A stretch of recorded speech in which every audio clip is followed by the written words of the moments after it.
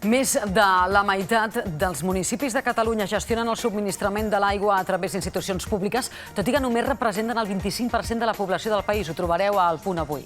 Doncs sí, els últims 18 anys, 41 poblacions han recuperat la gestió municipal de l'aigua i 56 més estan en procés de fer-ho. Però tot i això, la immensa majoria de la població catalana, un 75%, rep l'abastament a través d'una gestió indirecta o una concessió d'una empresa privada.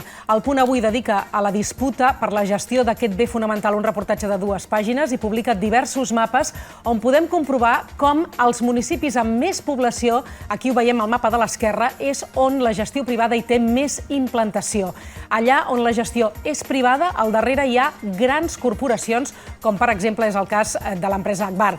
Aquest és el conjunt de municipis que han decidit no renovar les concessions a empreses privades, aquest mapa que veiem a l'esquerra, i per tant remunicipalitzar la gestió de l'aigua en els últims anys, cosa que ha comportat en molts casos l'inici de litigis judicials, com podem veure al mapa de la dreta.